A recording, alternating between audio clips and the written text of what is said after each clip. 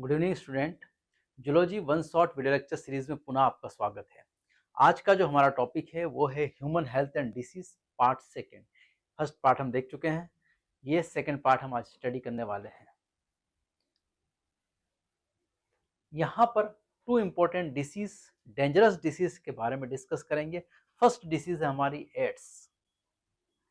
Ads शब्द उपार्जित प्रतिरक्षा न्यूनता संरक्षण, एक्वायर्ड इम्यूनिटी। एड्स है एक्वायर्ड इम्यूनो डिफिशियंसी सिंड्रोम के लिए प्रयुक्त होता है।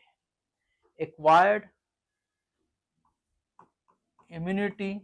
इम्यूनो डिफिशियंसी सिंड्रोम से एड्स बनता है। यहाँ पर तो एड्स शब्द जो है उसका फुल फॉर्म दिया गया है यहाँ पर, एक्वायर्ड इम्यूनो डिफिशियंसी सिंड्रोम।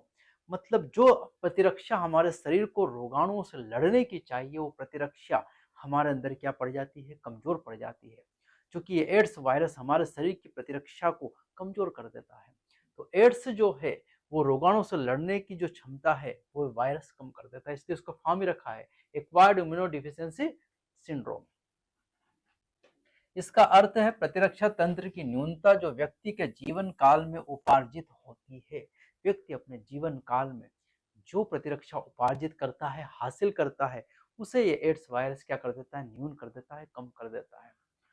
और इस बात का संकेत है कि यह न्यूनता कोई जन्मजात रोग नहीं है, और ये न्यूनता कोई जन्मजात रोग नहीं है, बाद में इस वायरस ने कम किया है। एड्स का सबसे पहले 1981 में पता चला। ये यूएस में पता चला है, अमेरिका में इसको रिपोर्ट किया गया है, भारत से नहीं आया। शुरुआत इसकी अमेरिका से हुई है, जो लगभग पिछले 25 वर्षों में सारे विश्व में फैल गया। और ये 25 वर्षों में, समय ज्यादा कुछ नहीं लगा इसको, अमेरिका से 1981 में रिपोर्ट किया गया और विगत 25 वर्षों में कहाँ फैल गया, पूरे विश्व में। और इस रोग से 2,50,00,000 लोगों की मृत्यु हो चुकी है। आंकड़ा कोई छोटा मोटा नहीं है। इन विगत 25 सालों में 2,50,00,000 लोग यहाँ पर क्या हो चुके हैं, मारे जा चुके हैं। किससे? एड्स से। एड्स एक विषाणु रोग है, एक वायरस जनित रोग है, वायरल डिसीज है एड्स, जो मानव में प्रतिरक्षा न्यूनता विषाणु HIV human immuno deficiency virus के कारण होता है। HIV वायरस है, वायरस का नाम रखा है HIV, human immuno deficiency virus है, HIV वायरस है। तो ये जैसे कोरोना हमारा वायरस से होता था, वैसे ही एड्स भी हमारा किससे होता है, वायरस से। HIV विषाणु के उस समूह में आता है जिसे पश्च विषाणु रेट्रोवायरस कहते हैं, और जिनमें RNA जीनोम को ढकने वाला आवरण होता है। इनकी अगर संरचना देखें तो ये RNA, ये आवरण है इसका, प्रोटीन का, ये बना प्रोटीन का क्या है, आवरण। और इस प्रोटीन के आवरण के अंदर यहां रखा हुआ है, क्या रखा हुआ है, RNA। अनुवांशिक पदार्थ इस HIV वायरस का क्या है, RNA। ये बहुत फेमस प्रश्न है कि अनुवांशिक पदार्थ RNA का क्या, अनुवांशिक पदार्थ एड्स वायरस का क्या है, तो RNA है। किससे ढका हुआ है RNA? प्रोटीन कोड से ढका हुआ है। तीसरी बात करें तो RNA, ये जो एड्स वायरस है, HIV वायरस है, ये किस समूह में आता है, रिट्रोवायरस का समूह। रिट्रोवायरस एक समूह बहुत बड़ा, उसमें कई सारे वायरस आते हैं, एड्स वायरस भी उसी समूह का है। यहाँ पर ये बात ध्यान रखना है। चलो आगे समझे HIV का संक्रमण। HIV कैसे संक्रामक कैसे फैलता है, स्वस्थ व्यक्ति से बीमार व्यक्ति में। चलो देखते हैं यहाँ पर। संक्रमित व्यक्ति से यौन संपर्क से ये फैलता है। अगर नर को एड्स है तो मादा को हो जाएगा, मादा को एड्स है तो नर को हो जाएगा। इस तरह यौन संपर्क में आने से एड्स का फैलाव होता है।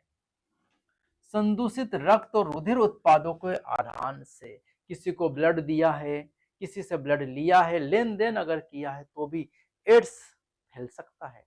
अगर बीमार व्यक्ति का ब्लड लेके आपने स्वस्थ व्यक्ति को चढ़ा दिया तो उसको एड्स आपने फ्री में दे दिया। ऐसे अगर हम देखें संक्रमित सुइयों के साझा प्रयोग से, जैसा कि अंतःशिरा इंट्रावीनस द्वारा ड्रग्स का कुप्रयोग करने वाले लोगों के मामले में, अगर संक्रमित व्यक्ति को सुई लगी और वही सुई आपने स्वस्थ व्यक्ति को लगा दी तो उस स्वस्थ व्यक्ति को भी क्या हो जाएगा, एड्स हो जाएगा। और ऐसी सुइयों का प्रयोग अब डॉक्टर्स तो नहीं करते, use and throw needle use करते हैं, लेकिन जो ड्रग्स लेते हैं इंट्रावेनस वेन्स के अंदर इंजेक्शन लगाते हैं, वो कोई सुई थोड़ी बदलते, एक ही सुई से इसने लगाया उसी सुई से दूसरे ने, इस तरह से एड्स का फैलाव करते हैं। संक्रमित मां से अपरा द्वारा उसके बच्चे में, संक्रमित मां से, मां को अगर एड्स है तो अपरा उसको रोक नहीं सकती और बच्चे को भी, फीटस को भी क्या हो जाएगा, एड्स।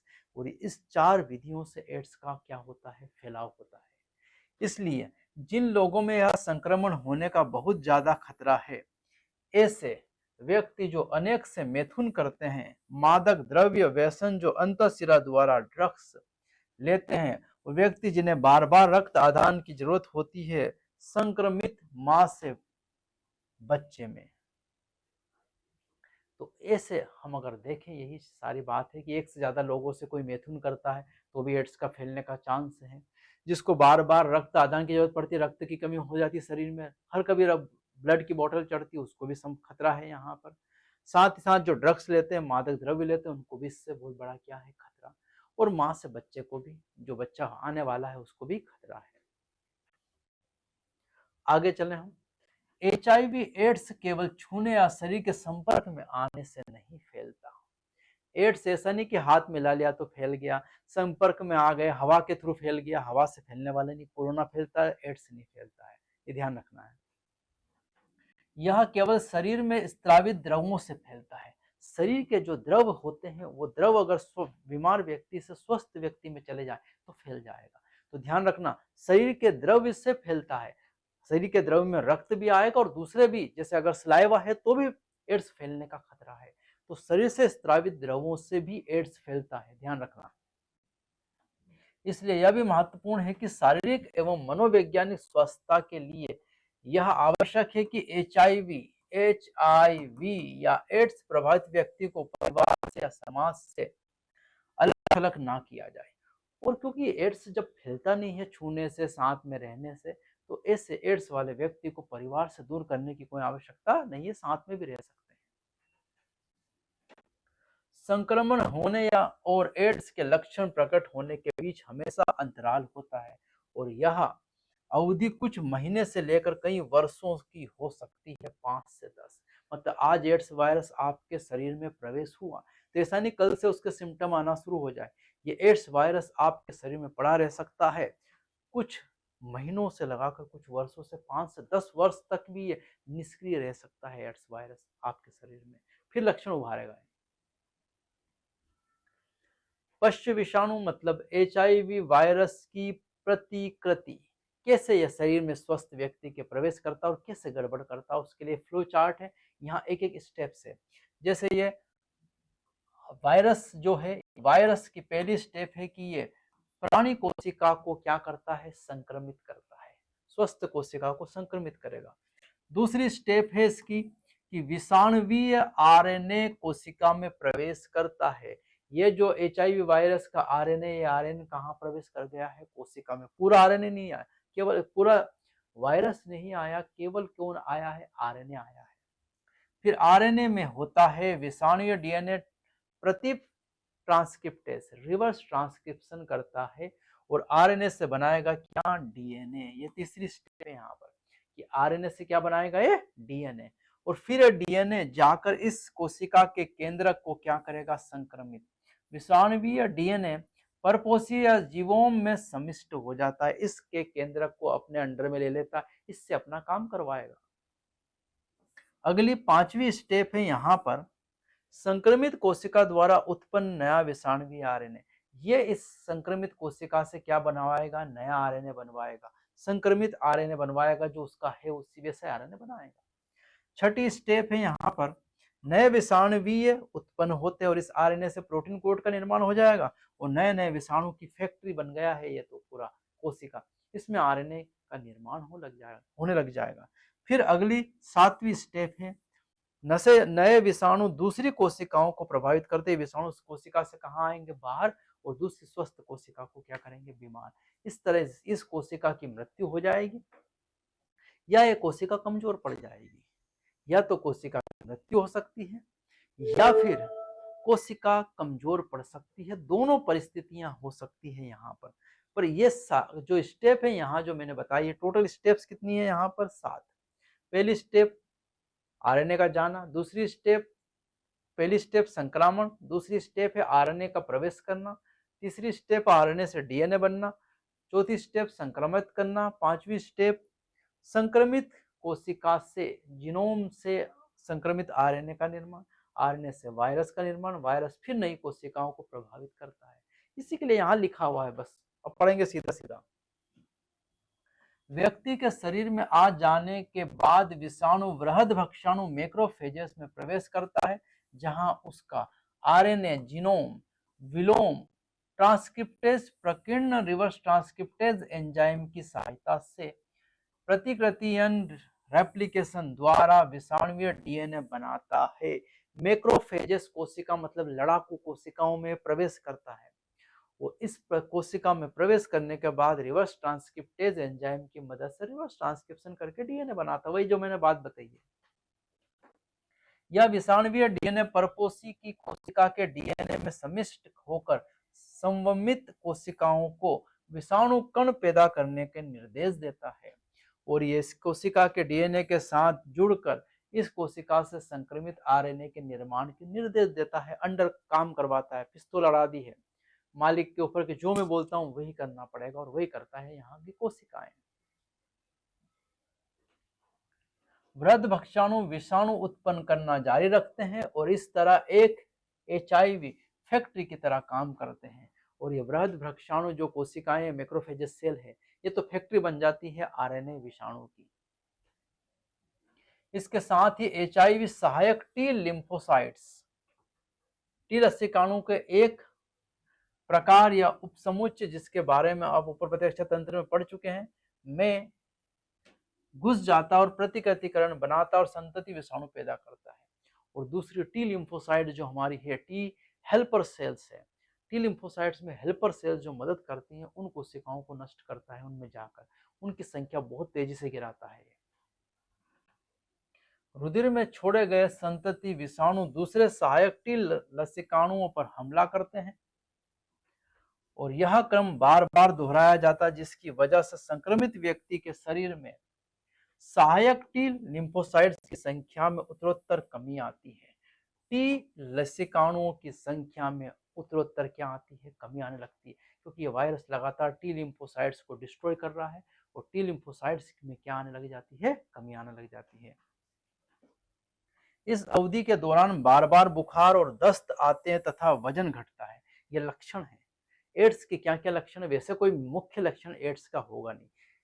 क्या क्या होगा, बार बार रिपीटेड बुखार आएगी, दस्त आते हैं तथा वजन घटता है, शरीर का वजन घटने लगता है उस व्यक्ति का।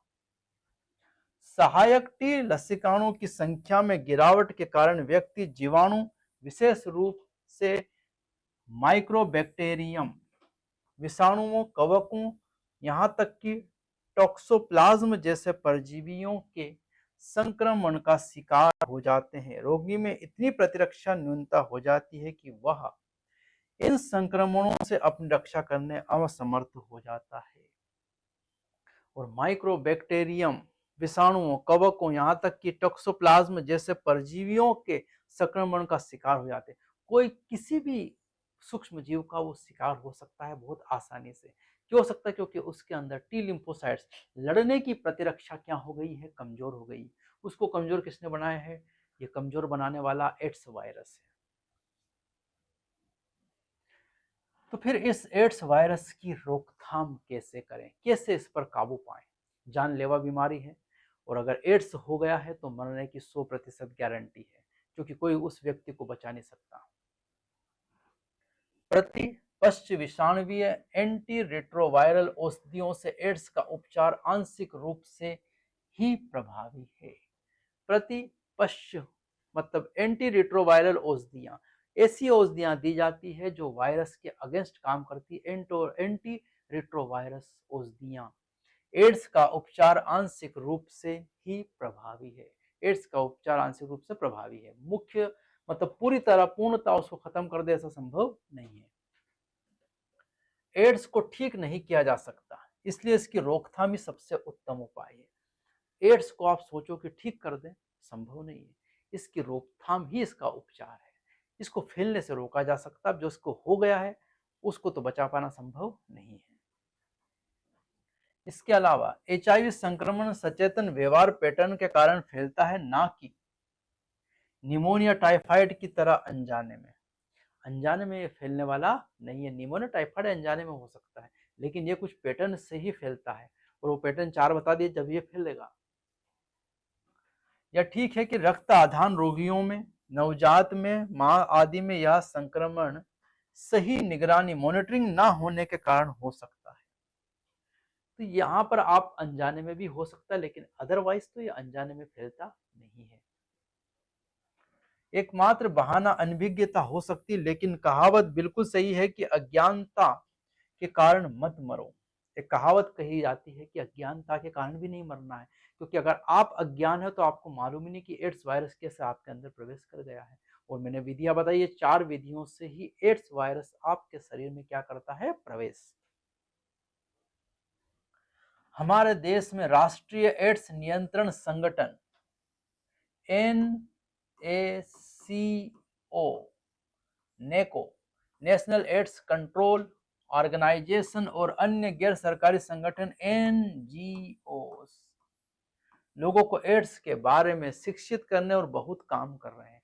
ये 2 संस्थाएं हैं, नेको और NGOs, एक गवर्नमेंट की और एक गवर्नमेंट के अलावा NGOs चलता है। एचआईवी संक्रमण को फैलने से रोकने के लिए विश्व स्वास्थ्य संगठन ने, WHO ने अनेक कार्यक्रम आरंभ किए हैं, और WHO ने बहुत सारे कार्यक्रम क्या किए हैं, आरंभ। किसको रोकने के लिए, एड्स को। रक्त बैंक को एचआईवी से मुक्त करना, क्योंकि रक्त बैंक में ही एचआईवी संक्रमित व्यक्ति का रक्त वहां रखा हुआ है, और वही रक्त अगर स्वस्थ व्यक्ति को दिया तो एड्स फैलेगा। तो वहां जो ब्लड बैंक है वहीं से हम रक्त लेते हैं, उनको संक्रमित से मुक्त करना। सार्वजनिक और निजी अस्पतालों और क्लिनिकों में केवल प्रयोज्य डिस्पोजेबल सुइयां, अब तो सभी जगह सुइयां कैसी होना चाहिए, डिस्पोजेबल, एक बार उपयोग की उसके बाद दूसरी बार उपयोग नहीं करना। और सिरिंज ही काम में लाई जाए, इसकी व्यवस्था करना। सिरिंज और नीडल एक ही बार उपयोग में आए, यूज एंड थ्रो सिस्टम शुरू। कॉन्डोम का मुक्त वितरण हो, क्योंकि हम जानते हैं कॉन्डोम एड्स को रोकता है। ड्रग्स के कुप्रयोग को नियंत्रित करना, और हम जानते हैं ड्रग्स में लोग इंजेक्शन के द्वारा ड्रग्स लेते हैं, जब ड्रग्स को रोक दिया तो एड्स भी रुक जाएगा। सुरक्षित यौन संबंधों की सिफारिश करना, और यौन संबंध सुरक्षित रहे मतलब कॉन्डोम के प्रयोग के साथ रहे। और सुग्राही समष्टि सोरप्टेबल पॉपुलेशन में एचआईवी के लिए नियमित जांच को बढ़ावा देना। तो एड्स की लगातार नियमित क्या हो, जांच। ऐसा नहीं कि आप जांच नहीं करा रहे हो, एड्स आपको हो चुका हो। इन कार्यक्रमों में से कुछ एक हैं, इस बहुत सारे कार्यक्रम गवर्नमेंट ने चलाए हैं, उनमें से कुछ कार्यक्रम की यहाँ पर क्या की गई है, चर्चा। ये एक खतरनाक बीमारी जिसके बारे में हमने क्या किया है, डिस्कशन किया है। एचआईवी से संक्रमण या एड्स से ग्रस्त होना कोई ऐसी बात नहीं जिसे छुपाया जाए, क्योंकि छुपाने से यह संक्रमण और भी ज्यादा लोगों में फैल सकता है। तो एड्स को छुपाने की कोई आवश्यकता नहीं है। समाज में एचआईवी एड्स संक्रमित लोगों को सहायता और सहानुभूति की जरूरत होती है, एवं उन्हें हे दृष्टि से नहीं देखा जाना चाहिए, और उन्हें हे दृष्टि से देखने की कोई आवश्यकता नहीं है। जब तक समाज इसे एक ऐसी समस्या के रूप में नहीं देखेगा जिसका समाधान सामूहिक तौर पर किया जाना चाहिए, तब तक रोग के व्यापक रूप से फैलने की गुंजाइश कई गुना ज्यादा बढ़ेगी। तो इसको समाज एक व्यापक रूप से देखे और इस एड्स की रोकथाम में अपना योगदान निभाए, नहीं तो ये एड्स ऐसे ही फैलता रहेगा। यह एक ऐसी व्याधि है जिसके फैलाव को समाज और चिकित्सा वर्ग के सम्मिलित प्रयास से ही रोका जा सकता है। तो तो एड्स को ऐसे रोकना अकेले अकेले संभव नहीं है। कैसे रोका जा सकता है? समाज और चिकित्सा दोनों मिलकर इस एड्स के फैलाव को क्या कर सकते हैं? रोक सकते हैं। ये सबसे भयंकर बीमारी के बारे में हमने डिस्कस किया। अब दूसरे नंबर की, विश्व में पहले नंबर की एड्स और दूसरे नंबर की सबसे भयावह बीमारी हमारे सामने है, वो है कैंसर। कौन सी बीमारी है? कैंसर। मानव के भयंकर रोगों में से एक कैंसर है और विश्व भर में मौत का प्रमुख कारण है। मानव के भयंकर रोग में एड्स पहला और दूसरे नंबर पर कैंसर, और विश्व भर में मौत के कई सारे केसेस है इसके कारण। भारतवर्ष में प्रति वर्ष हर साल 10 लाख से भी ज्यादा लोग कैंसर से पीड़ित होते हैं और इससे बड़ी संख्या में मर जाते हैं। कैंसर से लोग पीड़ित हो रहे हैं और बड़ी संख्या में वो क्या हो रहे हैं? मर जाते हैं। तो भारतवर्ष में प्रतिवर्ष 10 लाख से भी ज्यादा लोग कैंसर से क्या होते हैं? पीड़ित, और इससे बड़ी संख्या में लोग क्या हो रहे हैं? मारे जाते हैं। कैंसर होने की क्रियाविधि अथवा कोशिकाओं का कैंसर जनित रूपांतरण, कार्सिनोजेनिक ट्रांसफॉर्मेशन, इसका उपचार और नियंत्रण जैविकी और आयुर्विज्ञान में गहन अनुसंधान का विषय है।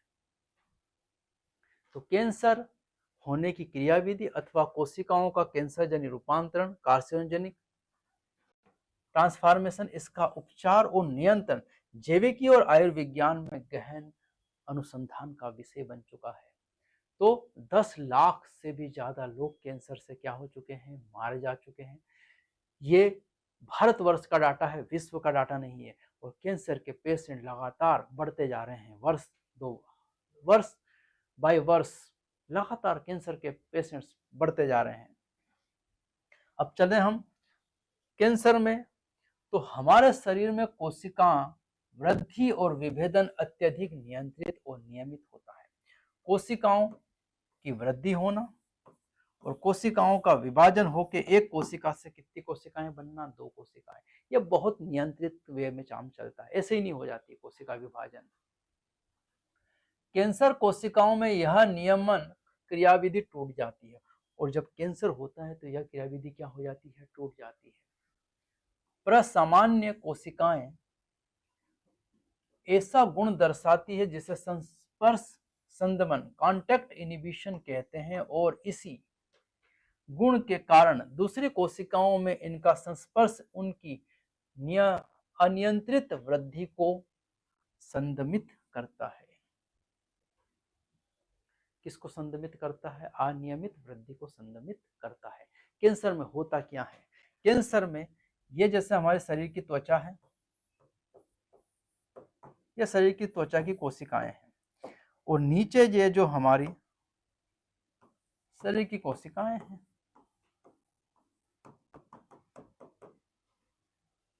इन कोशिकाओं में अनकंट्रोल्ड सेल डिवीजन होता है। अनकंट्रोल्ड सेल डिवीजन होने से क्या होगा? पहले इसको देख लेते हैं।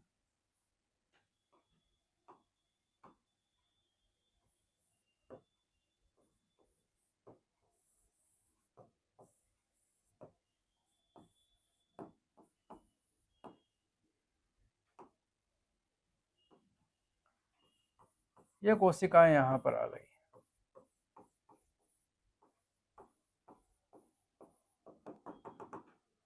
और ये जो अनकंट्रोल्ड सेल डिवीजन हुआ है, इसके कारण बन जाती है गांठ। क्या बनती है? गांठ उभर जाती है, क्योंकि ये अनकंट्रोल्ड क्या हुआ है? सेल डिवीजन, अनियंत्रित कोशिका विभाजन हुआ है। आगे पढ़ लेते हैं इसको। ऐसा लगता है कि कैंसर कोशिकाओं में यह गुण खत्म हो जाता है। तो जो कोशिका विभाजन है, एक से दूसरी कोशिकाओं में विभाजित होती है, तो पड़ोस वाली कोशिका उसके विभाजन को क्या करती है? नियंत्रित। कैंसर कोशिकाओं में नियामक क्रियाविधि टूट जाती है। प्रसामान्य कोशिकाएं ऐसा गुण दर्शाती है जैसे संस्पर्श संदमक, कांटेक्ट इनिबिशन एक बहुत महत्वपूर्ण प्रक्रिया है कि जब यह कोशिका विभाजित होगी तो इसके पड़ोस वाली कोशिका इस विभाजन को क्या करती है? नियंत्रित। विभाजन को नियंत्रित करना पड़ेगा, नहीं तो वो तो विभाजित हो रही है, तो वो नियंत्रण कैसे कर पाएगी? तो पड़ोस वाली कोशिका उसका कोशिका विभाजन क्या करती है? नियंत्रित। लेकिन जब कैंसर होता है तो ये कॉन्टैक्ट इनिबिशन क्या हो जाता है? ब्रेक हो जाता है, और इसी कारण दूसरी कोशिकाओं से उनका संपर्क उनकी अनियंत्रित वृद्धि को संदमित करता है और इसकी अनियमित वृद्धि को रोक देता है पड़ोस वाली कोशिकाओं पर। ऐसा लगता है कि कैंसर कोशिकाओं में यह गुण खत्म हो गया है, लेकिन कैंसर कोशिकाओं में यह गुण क्या हो गया है, खत्म। और वो तेजी से क्या करती है, कोशिका विभाजन, अपनी संख्या बढ़ाती है वो, और क्या बना देती है, गांठ। इसके फलस्वरूप कैंसर कोशिकाएं विभाजित होना जारी रखकर कोशिकाओं का भंडार खड़ा कर देती, जिसे आबुर्द या ट्यूमर कहते हैं। यही आबुर्द है, यही क्या है, ट्यूमर, यही गांठ है। ये गांठ का निर्माण कर देती है कैंसर कोशिकाएं। आबुर्द या ट्यूमर कितने प्रकार के हैं, दो है यहाँ पर, बेनाइन ट्यूमर और मैलिग्नेंट ट्यूमर। बेनाइन ट्यूमर की बात करें सुदम की, तो सुदम आबुर्द सामान्यतः अपने मूल स्थान तक सीमित रहते हैं और शरीर के दूसरे भागों में नहीं फैलते और इनसे मामूली क्षति होती है। ये गांठ है, सामान्यतः कहीं भी हो सकती है और ये एक जगह से शरीर में दूसरी जगह नहीं फैलती। डॉक्टर चाहे तो इसको आराम से निकाल सकता है और कोई इससे मृत्यु का कोई खतरा नहीं है, बेनाइन ट्यूमर। दूसरा खतरनाक दुर्दम मैलिग्नेंट ट्यूमर। दुर्दम आबुर्द प्रतिरोध भवी कोशिकाओं का फंज है जो नवद्रव्यवीय नियोप्लास्टिक कोशिकाएं कहलाती है। ये कोशिकाओं का पुंज है जिसे नियोप्लास्टिक कोशिकाएं कहलाती है। और ये जो नियोप्लास्टिक कोशिकाएं हैं, ये एक जगह से बहुत तेजी से दूसरी जगह फैलती है, बहुत तेजी से बढ़ती है और आसपास के सामान्य ऊतकों पर हमला करके उन्हें क्षति पहुंचाती है।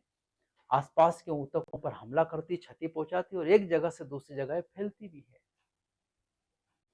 आबुर्द कोशिकाएं सक्रियता से विभाजित और वर्धित होती है, जिससे वे अत्यावश्यक पोषकों के लिए सामान्य कोशिकाओं से स्पर्धा करती है और उन्हें भूखा मारती है। तो आसपास की कोशिकाओं से कंपटीशन करती है, तेजी से विभाजन करती है और उनको भूखा मार देती है, खुद खाती है तभी तो विभाजित होगी। ऐसे आबुर्दों से उतरी हुई कोशिकाएं रक्त द्वारा दूर दराज स्थलों पर पहुंच जाती है और जहां भी ये जाती है नए आबुर्द बनाना प्रारंभ कर देती है। और जहां भी ये जाती है नए नए आबुर्द बनाना क्या कर देती है, प्रारंभ कर देती है, फिर नए ट्यूमर बनाती है वहां जाकर। इस तरह रक्त के माध्यम से पूरे शरीर में क्या हो जाती है, फैल जाती है।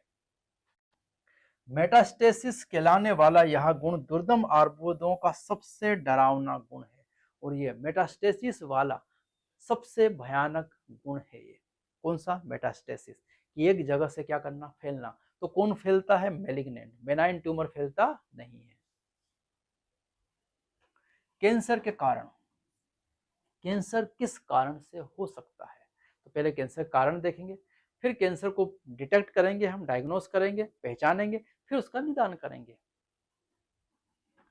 सामान्य कोशिकाओं का कैंसर नवद्रव्यीय कोशिकाओं में रूपांतरण को प्रेरित करने वाले कारक भौतिक हो सकते हैं, रासायनिक अथवा जैविक हो सकते हैं। तीन कारणों से कैंसर होता है, भौतिक, रासायनिक और जैविक। ये कारण कैंसर जन कहलाते हैं और इन्हें हमने क्या नाम दिया है, कार्सिनोजेंस या कैंसर जन। एक्सरे किरण, गामा किरण, ये एक्सरे है, ये गामा रे है, जैसे आयननकारी विकिरण और पराबैंगनी अल्ट्रावायलेट रेडिएशन अनायनकारी विकिरण डीएनए को क्षति पहुंचाते हैं, जिससे नवद्रव्य रूपांतरण होता है। तो दो प्रकार के कार्सिनोजन से हमारे पास में विकिरण में अगर हम देखें यहाँ पर, तो ये आयननकारी आयोनाइज्ड रेडिएशन एक्सरे और गामा रे और अनआयोनाइज्ड रेडिएशन कौन सी यहाँ पर, यूवी रेस, ये सब के सब कैंसर को फैलाते हैं। तंबाकू के धुएं में मौजूद रासायनिक कार्सिनोजन फेफड़े कैंसर जन फेफड़े के कैंसर को और मुख्य कारण है।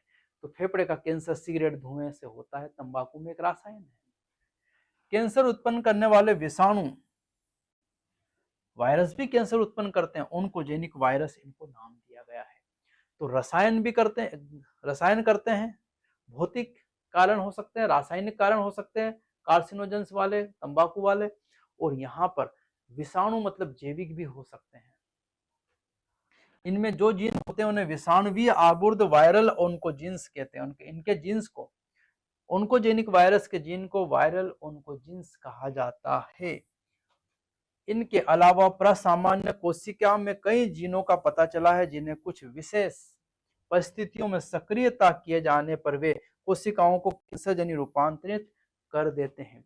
और ये ओन्कोजेनिक वायरस वाला वायरल ओन्कोजीन्स के अलावा और भी जीन हमारी कोशिकाओं में पड़े मिले हमको, और वो जीन सक्रिय हो गए, अभी निष्क्रिय सोए आराम से और जाग गए तो वो कैंसर उत्पन्न करते हैं। ये जीन कोशिकीय अबुर्दता सेलुलर ओन्कोजेंसी अंक या आदिद अर्बुद जीन प्रोटो ओन्कोजीन्स कहलाते हैं। सेलुलर ओन्कोजीन्स या प्रोटो ओन्कोजीन्स के नाम से इन्हें जाना जाता है। तो यहाँ पर वायरस भी फैलाता है, कुछ जीन्स है कोशिका के अंदर वो भी फैलाते हैं, कुछ विकिरण है वो भी फैलाती है, और तंबाकू भी कैंसर को फैलाने के कारण है। अब चलते हैं कैंसर अभिज्ञान और निदान। कैसे कैंसर को पहचाने हम? कैंसर का शुरू में पता लगाना बहुत ही आवश्यक है, क्योंकि ऐसा होने पर कई मामलों में इस रोग का सफलतापूर्वक उपचार किया जा सकता है।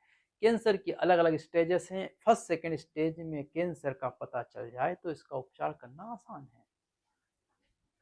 कैंसर अभिज्ञान ऊतकों की बायोप्सी और ऊतक विकृति हिस्टोपैथोलॉजिकल अध्ययनों द्वारा बढ़ती कोशिका गठन के लिए रुधिर तथा अस्थि मज्जा परीक्षण पर आधारित है, और जैसा कि ल्यूकोमिया के मामले में होता है। ल्यूकोमिया मतलब यहाँ पर सीधी सी बात यह है कि कैंसर का पता लगाने के लिए हमारे पास बायोप्सी है एक विधि, और दूसरा हिस्टोपैथोलॉजी विधि है।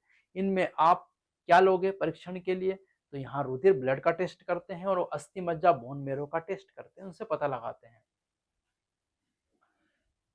जीवित परीक्षा में जिस ऊतक पर शक होता है उस ऊतक का टुकड़ा लेकर पतले अनुच्छेदों में काटकर अभिरंजित करके रोग विज्ञान द्वारा जांचा जाता है। जहां पर आपको लगे कि यहाँ कैंसर हो सकता है, वहां का एक टुकड़ा लिया, उसको अभिरंजित किया, मतलब उसको कलर किया, और माइक्रोस्कोप में देखकर भी हम पता लगा सकते हैं। यही है हमारा बायोप्सी। आंतरिक अंगों के कैंसर का पता लगाने के लिए, अब अंग कहाँ है शरीर के अंदर, तो वहां तो कोई काटना संभव नहीं है, तो वहां पर विकिरण चित्रण रेडियोग्राफी उपयोगी है। एक्सरे किरणों का प्रयोग करके अभिकलित tomography CT computed CT scan computed tomography CT scan करवाते हैं, कंप्यूटेड टोमोग्राफी करवाते हैं, और चुंबकीय अनुदानी इमेजिंग एमआरआई, इधर था सीटी स्कैन, ये CT scan MRI, CT scan और एमआरआई, इन विधियों से हम क्या लगाते हैं पता। जैसी तकनीकें हैं जो बहुत उपयोगी है। कंप्यूटर टोमोग्राफी एक्स किरणों का उपयोग करता है, और सीटी स्कैन जो वो किसका उपयोग करता है? एक्स किरणों का उपयोग करके किसी भी अंग के भीतरी अंगों की त्रिविमीय प्रतिबिंब बनाता है। ये सब प्रश्न है कि सीटी स्कैन किसका प्रयोग करता है? एक्स किरण का। क्या करता है? तो आंतरिक अंगों का 3D इमेज, 3 दिशाओं में 3D इमेज बना के बता देता है। कौन? CT scan. वहीं पर अगर एमआरआई देखें हम, जीवित ऊतक में प्रकृति पैथोलॉजिकल और कार्यकीय फिजियोलॉजिकल परिवर्तनों का एकदम सही पता लगाने के लिए एमआरआई में तेज चुंबकीय क्षेत्रों और अनआयनकारी विकिरणों का उपयोग किया जाता है। अनआयनकारी यूवी रेड्स, यहां पर देखो दो तरह की विकिरण थी, यहां पर आयनकारी एक्सरे गामा रे और अनआयनकारी पराबैंगनी। ऐसे यहां पर अनायनकारी विकिरण लेते हैं हम, अनआयोनाइज्ड रेडिएशन लेते हैं, अल्ट्रावायलेट रेडिएशन तो लेंगे पर अनआयोनाइज्ड रेडिएशन का उपयोग करते हैं, यहाँ पर उपयोग किया जाता है। और इसमें चुंबकीय क्षेत्र, तेज चुंबकीय क्षेत्र रहते हैं किसमें? एमआरआई में। तो एमआरआई एक बड़ी सी मशीन होती है, उसमें पेशेंट्स को सुला देते हैं और उसके अंदर हम क्या कर लेते हैं? हाई मैग्नेटिक फील्ड में उसका चेक किया जाता है। तो ये एमआरआई है। इन विधियों से हम इसका पता लगाते हैं कैंसर का। अब कुछ कैंसर का पता लगाने के लिए कैंसर विशिष्ट प्रतिजनों एंटीजेंस विरुद्ध प्रतिरक्षियों एंटीबॉडीज का पता लगाते हैं, उपयोग भी किया जाता है।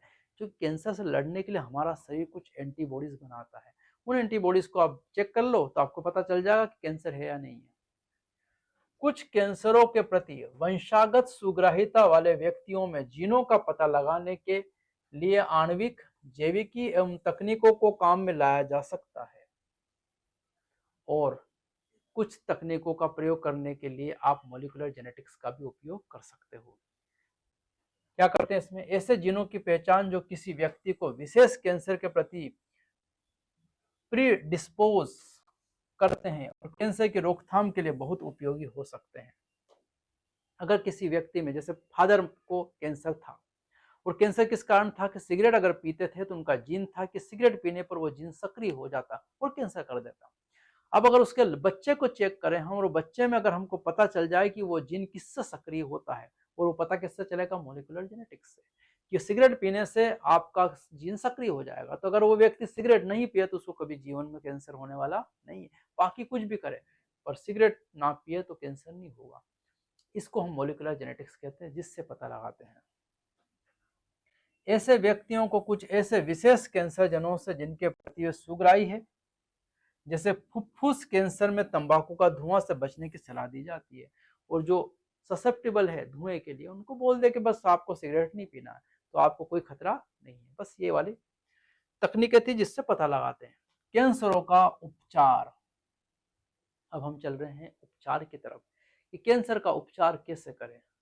आमतौर पर कैंसरों के उपचार के लिए शल्क क्रिया, सर्जिकल मेथड, काट के वो टुकड़ा बाहर कर दो, विकिरण चिकित्सा, रेडिएशन डालो उस पर और नष्ट कर दो, या प्रतिरक्षा चिकित्सा का सहारा लिया जाता है, एंटीबॉडीज देकर उस कैंसर को मार दिया जाता है, कैंसर सेल्स को।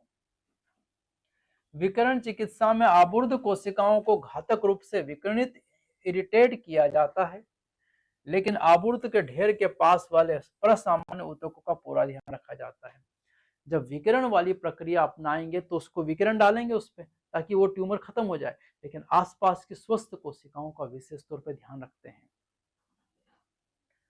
कैंसर कोशिकाओं को मारने के लिए अनेक रासायनो चिकित्सक कीमोथेरेपी का भी उपयोग किया जाता है। बॉटल चढ़ाए जाते हैं केमिकल्स के, काम में लाए जाते हैं।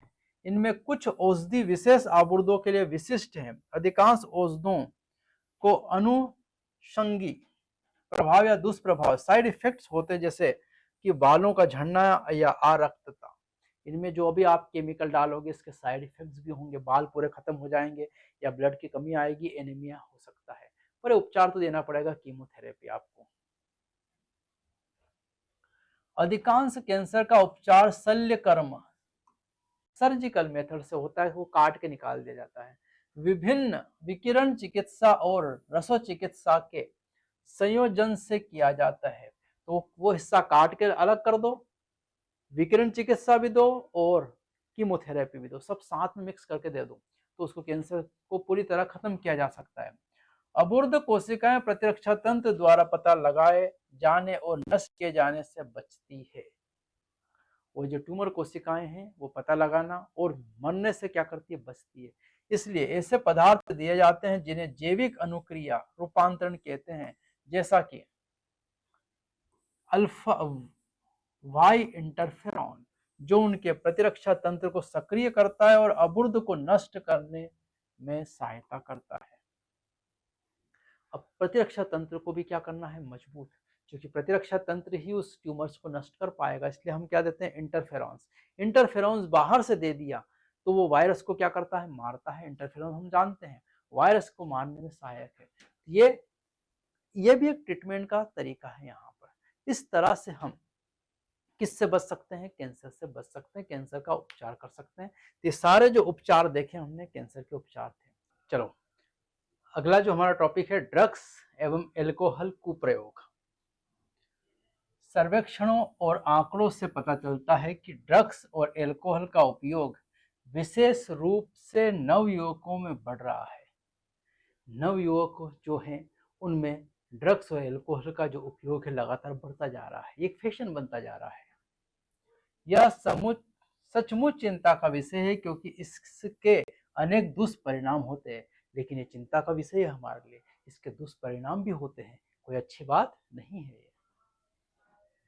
समुचित शिक्षा और मार्गदर्शन से नवयुवक इन खतरनाक आदतों से अपने आप को बचा पाएंगे और स्वस्थ जीवन शैली अपना पाएंगे। मतलब दो चीजें चाहिए यहाँ पर, शिक्षा और मार्गदर्शन। उनको उचित शिक्षा और उचित मार्गदर्शन की आवश्यकता है, तभी वो अपने आप को इस दलदल से बचा पाएंगे, अन्यथा बचा पाना संभव नहीं है। आमतौर पर जिन ड्रग्स का कुप्रयोग किया जाता है वे 3 ड्रग्स जो है जिनका कुप्रयोग आमतौर पर किया जाता है। एक है ओपियोइड्स पहले नंबर की, दूसरी है कैनाबिनॉइड्स दूसरे नंबर की, और कोका अल्केलॉइड्स तीसरे नंबर की। ये 3 प्रकार की जो ड्रग्स है इनका दुष्प्रयोग जो है कुप्रयोग किया जाता है। इनमें से अधिकांश पुष्पीय पादपों से प्राप्त किए जाते हैं, और ये ड्रग्स जो हमको प्राप्त किए जाते हैं ये पुष्पीय पादप फ्लावरिंग प्लांट्स एंजियोस्पर्म से प्राप्त होंगे। कुछ ऐसे भी ड्रग्स हैं जो कवकों से निकाले जाते हैं, और कुछ ड्रग्स ऐसे भी हैं जो कवक फंजाई से भी निकाले जाते हैं, लेकिन आमतौर पर पुष्पीय पादपों से ड्रग्स क्या किए जाते हैं, प्राप्त किए जाते हैं। चलो आइए एक एक करके तीनों ड्रग्स को हम समझेंगे। सबसे पहले हमारी ड्रग्स है ओपियोइड्स। ओपियोइड्स ऐसे ड्रग्स हैं जो हमारे केंद्रीय तंत्रिका तंत्र सीएनएस और जठरांत्र पथ गैस्ट्रोइंटेस्टाइनल ट्रैक्ट में मौजूद विशिष्ट ओपियोइड्स ग्राहियों रिसेप्टर्स से बंध जाते हैं। ओपियोइड्स ड्रग्स जो है जो कहाँ बन जाते हैं, हमारे सीएनएस ब्रेन तथा गैस्ट्रिक या जठरांत्र पथ गैस्ट्रिक इंटेस्टाइनल ट्रैक्ट से बंधे जाते हैं। गैस्ट्रोवेस्कुलर कैविटी से क्या गैस्ट्रिक ट्रैक्ट से बंधे हो जाते हैं। रिसेप्टर होते हैं इनमें, यहाँ लगे रिसेप्टर से बंध जाते हैं ओपियोइड ड्रग्स। ये ड्रग्स आकर इन रिसेप्टर से क्या हो जाते हैं, बंध जाते हैं, जुड़ जाते हैं। आमतौर पर इन्हें कहा जाता है स्मैक के नाम से मशहूर हीरोइन। हीरोइन का दूसरा नाम क्या है, स्मैक। ये जो हीरोइन एक रासायनिक रूप से डायसिटाइल मॉर्फिन है जो एक सफेद गंधहीन तीखा रवेदार यौगिक होता है। ध्यान रखना ओपियोइड्स जो प्राप्त किया जाता है वो हमारा पौधा है, देखो पौधा पेपेवर सोमनिफेरम। पेपेवर सोमनिफेरम नामक पौधा, देखो यहाँ पर ये रहा पेपेवर सोमनिफेरम, अफीम के पौधे से इस ड्रग्स को क्या किया जाता है, प्राप्त। और इस ड्रग्स से निकालते हैं हम मॉर्फिन। क्या निकालते हैं, मॉर्फिन। और ये मॉर्फिन की रासायनिक संरचना है, इस रासायनिक संरचना का चित्र भी कई बार पूछा गया है। ये मॉर्फिन की रासायनिक संरचना है, बेंजीन की रिंग दिखाई दे रही है 3, इसमें ये 2 अलग से रिंग जुड़ी हुई है। यहाँ पर इस तरह का चित्र आए तो समझ जाना किसका है, वो मॉर्फिन का। वो इस मॉर्फिन को किससे प्राप्त किया जाता है, सोमनिफेरम, पेपेवर सोमनिफेरम अफीम के पौधे से प्राप्त किया जाता है। ये देखो अफीम के पौधे का यहाँ पर चित्र यही दिया जाएगा, एनसीईआरटी का चित्र। और मॉर्फिन जो है मॉर्फिन के एसिटिलीकरण से प्राप्त किया जाता है। मतलब ये जो हीरोइन है ये हीरोइन को किससे प्राप्त किया जाता है, मॉर्फिन का हम अगर एसिटिलीकरण कर दें तो हीरोइन बनती। जो हीरोइन क्या है, डाइएसिटाइल मॉर्फिन है। क्या है, डाइएसिटाइल मॉर्फिन। डाइएसिटाइल मॉर्फिन को ही क्या कहा है, हीरोइन, क्योंकि मॉर्फिन मॉर्फिन जुड़कर क्या बना रही है, डाइएसिटाइल मॉर्फिन, जो क्या कहलाती है, हीरोइन। और हीरोइन का सामान्य नाम क्या है, इसमें हीरोइन एक सफेद है, गंधहीन है, तीखा रवेदार यौगिक है। गंध आती है इसमें, गंधहीन है, गंध नहीं आएगी। तीखा है, अगर हम टेस्ट करेंगे तीखा आएगा। ये सफेद रंग का है और ये कैसा है, रवेदार। रवा रवा जो होता है, दाने दाने जो होते हैं सर, रवेदार है, आटेदार नहीं है, रवेदार है। एक यौगिक है जिसे क्या नाम दिया है, हेरोइन। और आमतौर पर लेटेक्स के निष्कर्षण द्वारा प्राप्त किया जाता है। तो ये मॉर्फिन जो है वो लेटेक्स के निष्कर्ष से प्राप्त होता है। ये देखो यहाँ पर इसमें इस तरह से कट लगाते हैं फ्रूट्स में, और इससे निकलता है दूध, बरगद के पेड़ के दूध जैसा दूध निकलता है, जिसको कहा जाता है लेटेक्स। उस लेटेक्स से क्या प्राप्त किया जाता है, मॉर्फिन को। आमतौर पर हीरोइन नाक द्वारा जोर से सांस लेकर या टीके द्वारा ली जाती है, या तो इंजेक्शन से दिया जाए या सूंघकर इस हीरोइन को कहाँ लिया जाता है, नाक द्वारा शरीर के अंदर।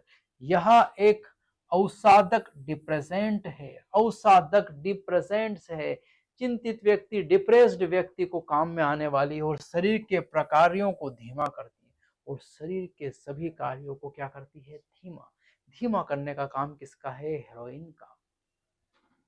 मॉर्फिन एक बहुत प्रभावी शामक सेडेटिव है। शामक मतलब पीड़ाहारी, दर्द नहीं होने देगा ये, और पीड़ाहार है। शामक सेडेटिव मतलब नींद लाएगा ये। जिन व्यक्ति को नींद नहीं आती उनको नींद लाने के लिए किसकी जरूरत पड़ती है, मॉर्फिन। साथ साथ पीड़ाहार है, दर्द होता है, जैसे ऑपरेशन हुआ तो आपको एक इंजेक्शन लगाते जिससे वहां की त्वचा सुन्न हो जाती है, मतलब पीड़ाहारी है कौन, मॉर्फिन। जिन रोगियों का शल्य क्रिया सर्जरी हुई है उनके लिए बहुत उपयोगी है, और शल्य क्रिया के लिए उपयोगी कौन है, मॉर्फिन, क्योंकि मॉर्फिन दर्द निवारक है, पीड़ाहारी है, पीड़ा नहीं होने देगी। साथ ही साथ ये शामक है, सेडेटिव, जिसको नींद नहीं आती उनको नींद भी ला देती है मॉर्फिन। लेकिन हेरोइन क्या है, डिप्रेजेंट्स, वो आपको अवसादन या डिप्रेजेंट या आप चिंता में घिर गए हो तो वह बाहर लाने का काम कौन करती है, हेरोइन। ये एक ड्रग्स हमने कंप्लीट की है पहले नंबर की। दूसरी जो ड्रग्स है हमारी कैनाबिनॉइड्स। कैनाबिनॉइड्स रसायनों का समूह है जो मुख्य रूप से मस्तिष्क में मौजूद कैनाबिनॉइड्स ग्राहियों से पारस्परिक क्रिया करता है। तो ये जो ड्रग्स जाकर ब्रेन में, मस्तिष्क में जो रिसेप्टर्स हैं उनके साथ क्रिया करती है। ये प्राकृतिक कैनाबिनॉइड्स कैनाबिस सटाइवा पौधे से के पुष्पक्रम इन्फ्लोरेंस से प्राप्त किए जाते हैं। ये रहा पौधा हमारा कौन सा, कैनाबिस सटाइवा। ये देखो चाय की पत्ती जैसा कैनाबिस सटाइवा पौधे के पुष्पक्रम इन्फ्लोरोसेंस, जहां पुष्प लगे होते हैं, उनसे प्राप्त की जाती है कैनाबिनॉइड्स अणु, जिसका रासायनिक संरचना इस तरह दिखाई दे रही है। 3 बेंजीन रिंग दिख रही है, 1 2 3, लेकिन 2 इनकम्प्लीट है, एक केवल कंप्लीट है। यहाँ पर अगर ऐसा चित्र आए 3 बेंजीन रिंग वाला तो ये किसका है, कैनाबिनॉइड्स अणु का चित्र है। भांग के फूलों के शीर्ष, पत्तियों और राल रेसिन के विभिन्न संयोजन से, इन 3 चीजों के, भांग के पौधे के फूल के शीर्ष, पत्तियां और रेजिन जो है, इनके अलग अलग कॉम्बिनेशन से बनाया जाता है मैरिजुआना, हशीश, चरस, गांजा, भांग। ये सब जो बनाए जाते हैं ये इसी के प्रोडक्ट है, एक्सट्रैक्ट है, इसी कैनाबिस सटाइवा पौधे से। आमतौर पर यह अंतः श्वसन और मुख द्वारा खाए जाने वाले हैं। अंतः श्वसन या तो सूंघ कर लेते हैं या मुख से खाते हैं। मादक द्रव्य ड्रग्स शरीर के हृदय वाहिका तंत्र, कार्डियोवैस्कुलर सिस्टम को प्रभावित करते हैं, और ये कार्डियोवैस्कुलर सिस्टम को क्या करते हैं, प्रभावित करते हैं। तो ये थे हमारे कैनाबिनॉइड्स ड्रग्स। तीसरा हमारा जो ड्रग्स है कोका अल्कलॉइड्स या कोकेन। कोका अल्कलॉइड्स या क्या नाम दिया है, कोकेन। और कोका अल्कलॉइड्स या कोकीन कोका पादप इरिथ्रोजाइलम कोका से प्राप्त किया जाता है, जो कि मूल रूप से दक्षिण अमेरिका का पौधा है। ये जो पौधा है इरिथ्रोजाइलम कोका, जिससे कोका अल्कलॉइड ड्रग्स प्राप्त होती है, इसका मूल जो निवास स्थान है वो दक्षिण अमेरिका है, उत्तर अमेरिका नहीं, दक्षिण अमेरिका से आया है। यह तंत्रिका प्रेषक न्यूरोट्रांसमीटर डोपामाइन के परिवहन में बाधा डालता है, क्योंकि हमारी तंत्रिका कोशिकाएं जो हैं ये एक तरफ डेंड्राइट से जुड़ी हैं, और यहाँ की ये जो संधि है यहाँ पर एक न्यूरोट्रांसमीटर स्त्रावित होता है एसिटाइलकोलिन या डोपामाइन पर। ये प्रभाव डालता है डोपामाइन पर, डोपामाइन के परिवहन में क्या करता है, बाधा डालता है, ये वाला कोका अल्कलॉइड्स। और कोकेन, जिसे आमतौर से कोका या क्रेक कहा जाता, प्राय जोर से सांस द्वारा अंदर खींची जाती है, और इससे प्राप्त होने वाला कोका अल्कलॉइड से क्या प्राप्त होता है, कोकेन, जिसे आमतौर पर कोक या क्रेक कहा जाता, प्राय जोर से श्वास द्वारा अंदर खींची जाती है। जोर से श्वास द्वारा कहाँ खींची जाती है, ये अंदर ली जाती है। इसका केंद्रीय तंत्रिका तंत्र पर जोरदार उद्दीपक स्टिमुलस असर पड़ता है, जिससे सुखाभास, यूफोरिया और ऊर्जा में वृद्धि की अनुभूति होती है। सुखाभास, यूफोरिया, सुखाभास, सुख का आभास होता है, यूफोरिया, तथा ऊर्जा में वृद्धि की अनुभूति होती है, और शरीर की ऊर्जा अचानक बढ़ जाती है और सुखाभास होता है। क्यों होगा यह सब? क्योंकि डोपामाइन के परिवहन में क्या डालता है? बाधा डालता है। ध्यान रखना, सारी बातें हैं सब संबंधित। और कोकेन की अत्यधिक मात्रा विभ्रम हेलुसिनेशन में ले जाती है। विभ्रम हेलुसिनेशन का मतलब है आपके विचार, आपके थॉट्स अल्टर हो जाते हैं, बदल जाते हैं, एक सपनों की दुनिया में आप पहुंच जाते हो, उसी को कहा है विभ्रम या हेलुसिनेशन। और इसका हाई डोज आपको विभ्रम या हेलुसिनेशन में ले जाता है। अन्य प्रसिद्ध पादप जिनमें विभ्रम पैदा करने का गुण है एट्रोपा, बेलेडोना और धतूरा। ये दो है जो विभ्रम पैदा कर सकते हैं। कौन कौन विभ्रम पैदा कर सकता है? एट्रोपा बेलेडोना मेडिसिनल प्लांट है, और धतूरा स्ट्रामोनियम ये भी मेडिसिनल प्लांट है। और ये दोनों प्लांट, ये धतूरा का चित्र है, ये धतूरा जो है, देखो यहाँ इसका फ्लावर दिखाई दे रहा है, इसका ध्यान रखना है। धतूरा और एट्रोपा बेलेडोना ये भी विभ्रम पैदा करता है, जैसे कोकेन का हाइड्रोस विभ्रम पैदा करता है। आजकल कुछ खिलाड़ी भी कैनाबिनॉइड्स का दुरुपयोग करते हैं, और कैनाबिनॉइड्स का दुरुपयोग कौन कर रहे हैं? कुछ खिलाड़ी कर रहे हैं आजकल। बार्बिटूरेट्स, एम्फेटामिन्स और बेंजोडाइजेपिन्स जैसे ड्रग और इन जैसे अन्य ड्रग्स जो अवसाद, डिप्रेशन और अनिद्रा, इंसोम्निया जैसे मानसिक व्याधि से ग्रस्त रोगियों को की सहायता के लिए असामान्यता औषधियों के रूप में काम में लिए जाते हैं। इनका भी कुप्रयोग होता है। तो ऐसे जो ड्रग्स हैं, कौन कौन से?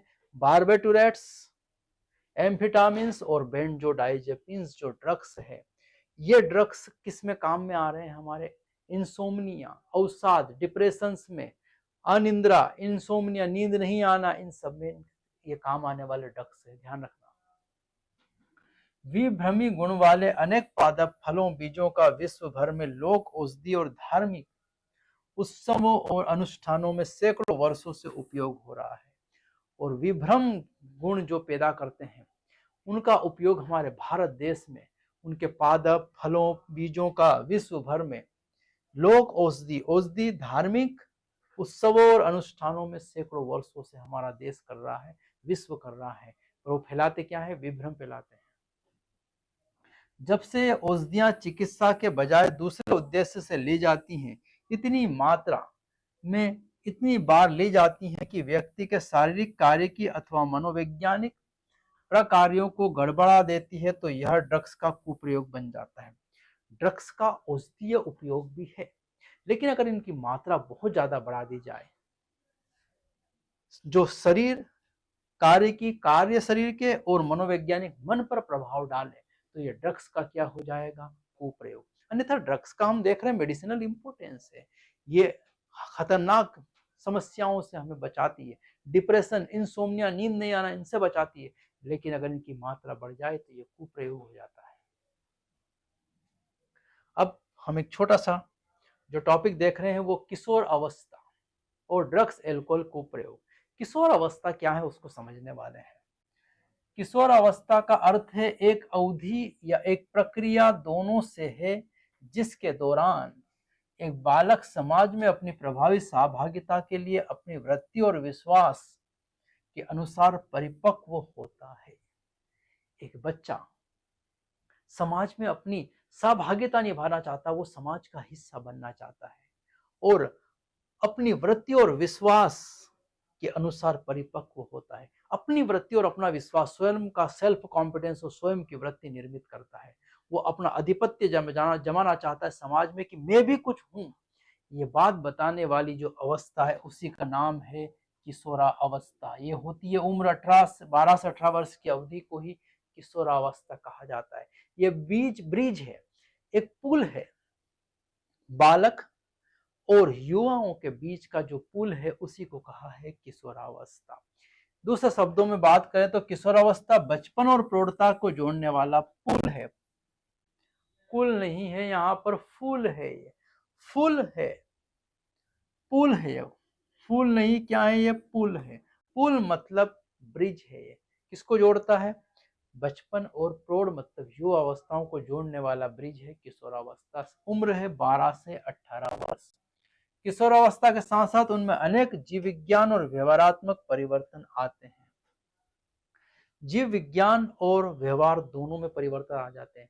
शरीर की बनावट बदल जाती है, साथ ही साथ उस व्यक्ति का व्यवहार भी बदलने लगता है किशोरावस्था में। ये परिवर्तन आता है क्योंकि बच्चा अब जवान हो रहा है, तो परिवर्तन तो कई सारे आएंगे।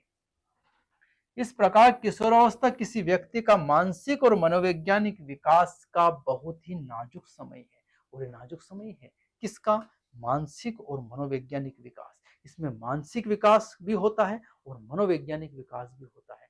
और नाजुक है, अगर यहाँ कुछ गड़बड़ डाली तो वो हमेशा के लिए परमानेंट हो जाएगी, वो गड़बड़ जुड़ जाएगी। वो जिज्ञासा, जोखिम उठाना और उत्तेजना के प्रति आकर्षण और प्रयोग करने की इच्छा इसके सामान्य कारण है। मतलब आप किशोर अवस्था को कैसे पहचानोगे? तो 4 मुख्य लक्षण है किशोर अवस्था के। पहला है जिज्ञासा, कुछ भी जानने की जिज्ञासा होगी। जोखिम उठाने का साहस होगा। सबसे साहस जो दिखाते हैं वो यही किशोर अवस्था के बच्चे हैं। उत्तेजना के प्रति आकर्षण, कुछ भी उत्तेजित चीज देखेंगे तो आकर्षित होंगे उसकी तरफ। और प्रयोग करने की इच्छा, और मानने की इच्छा नहीं होगी, प्रयोग करके देखने की इनकी क्या रहेगी? इच्छा। जो किशोरों का ड्रग्स तथा एल्कोहल के लिए अभिप्रेरित करते हैं। बच्चे की प्रकृति जिज्ञासा उसे प्रयोग के लिए अभिप्रेरित करते हैं और जिज्ञासा उसे प्रयोग करने के लिए प्रेरित करती है। लेकिन किशोर अवस्था की भी कुछ समस्याएं हैं। क्या क्या है? धूम्रपान, एल्कोहल और ड्रग्स, ये सारी किशोर अवस्था की क्या है? समस्याएं। क्योंकि ये नाजुक घड़ी और इसमें अगर इनका उपयोग चालू कर दिया तो इनसे छूट पाना संभव नहीं है। पहला यहाँ पर है धूम्रपान। आपने एडवर्टाइजमेंट पढ़ा ही होगा, धूम्रपान पड़ेगा भारी। बिल्कुल भारी पड़ेगा। धूम्रपान को ही देख रहे हैं अब यहाँ पर हम। धूम्रपान से इन तीव्र ड्रगों के सेवन का रास्ता खुल जाता है। और ये तीव्र ड्रग्स जो हैं, ओपियोइड्स, कैनाबिनॉइड्स, कोका अल्कलॉइड्स का रास्ता कौन बनाता है? धूम्रपान। ये पहले चलने वाली घटना है, फिर उनके बाद पीछे पीछे ये ड्रग्स आ जाती हैं। धूम्रपान का प्रयोग मानव 400 वर्षों से भी अधिक समय से करता आ रहा है। हम कोई आज से बीड़ी सिगरेट नहीं पी रहे, 400 वर्षों से चला आ रहा है ये काम। तंबाकू धूम्रपान पिया जाता है, चबाया जाता है और सूंघ कर लेना जाता है। 3 तरीके हैं तंबाकू को लेने के। धूम्रपान बीड़ी सिगरेट में, और चबाकर गुटखे के रूप में, और सूंघ कर भी इसको पीस कर औरतें पुराने समय में सूंघती थी नाक से, इसको लिया जा सकता है। निकोटीन, जिसमें जो तंबाकू में होता है निकोटीन, और अधिवृक्क ग्रंथि एड्रिनल ग्लैंड्स को उद्दीपित करता है। और ये एड्रिनल ग्लैंड्स को उद्दीपित करता है, जिससे एड्रिनलिन और नॉन एड्रिनलिन रक्त परिसंचरण में मोचित होती है, अर्थात छोड़ दी जाती है। और एड्रिनल ग्रंथि एड्रिनलिन और नॉन एड्रिनलिन को छोड़ेगी कहाँ? रक्त में। और इनसे क्या होगा? इन दोनों से रक्तचाप और हृदय स्पंदन दर बढ़ जाती है। रक्त का चाप और हृदय का स्पंदन दर क्या हो जाती है? बढ़ जाती है। धूम्रपान फुफ्फुस, मूत्राशय और गले के कैंसर, श्वसनिशोथ, ब्रोंकाइटिस, वातस्फीति, एम्फीसीमा, हृदय रोग, जठर, गैस्ट्रिक अल्सर से संबंधित है।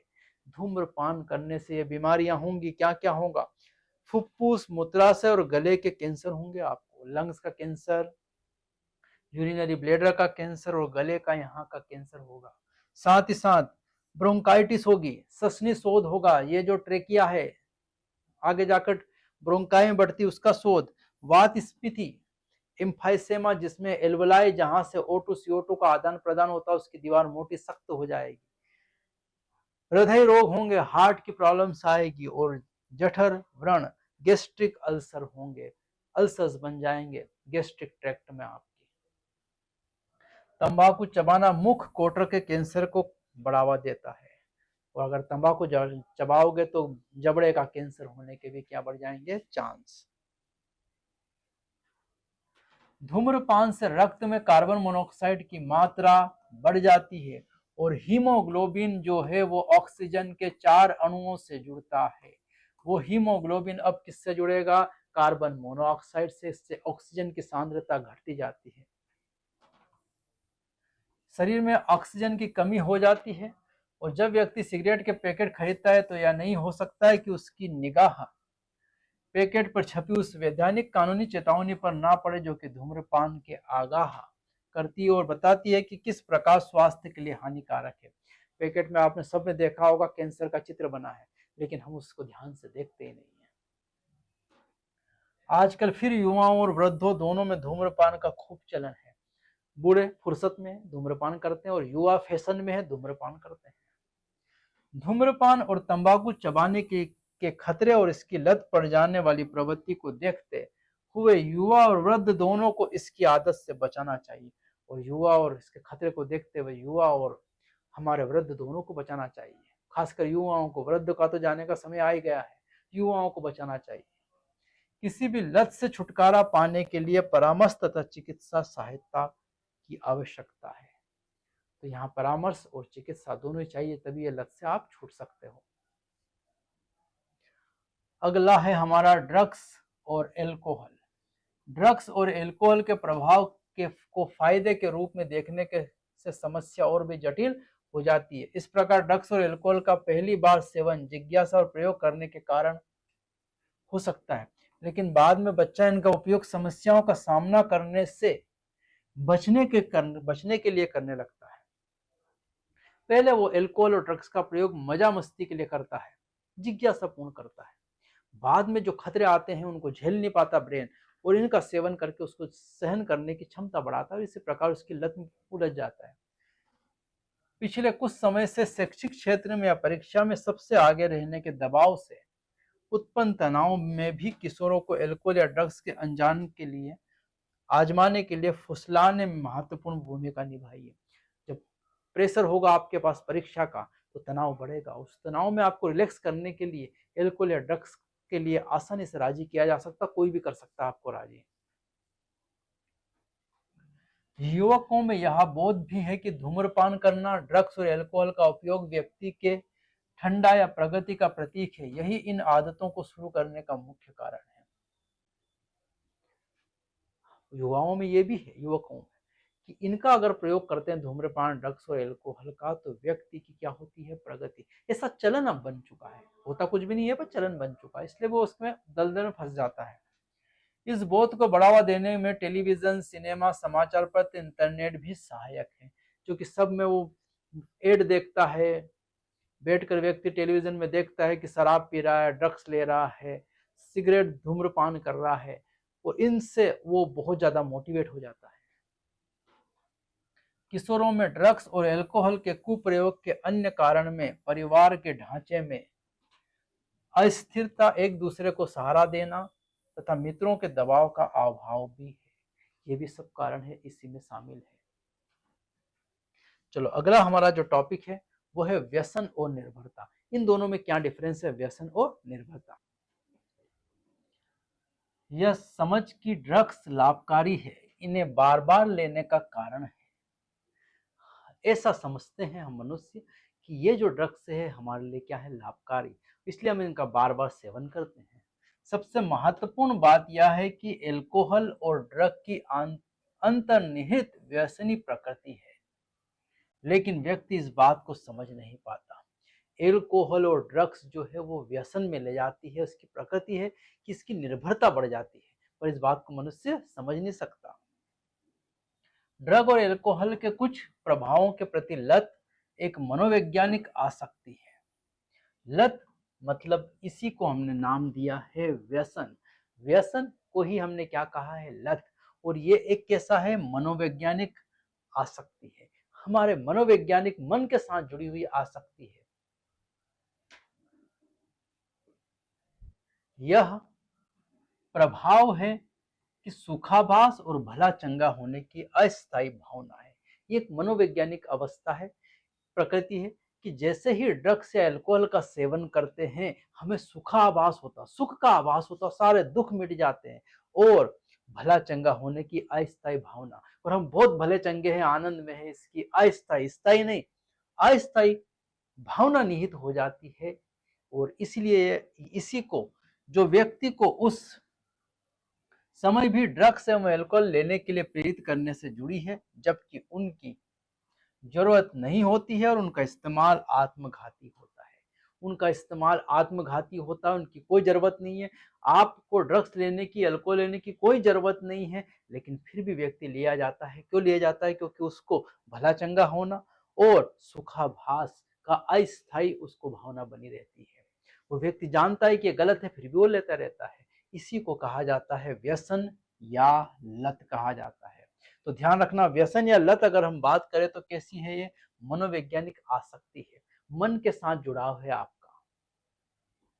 ड्रग्स के बार बार उपयोग से हमारे शरीर में मौजूद ग्राहियों का सहन स्तर बढ़ जाता है। अगर आप ड्रग्स लगातार लोगे या एल्कोहल लगातार लोगे तो पहले आप 2 ml, फिर 10 ml, फिर एक गिलास भर के, फिर 2-3 गिलास में आपका काम होने वाला है।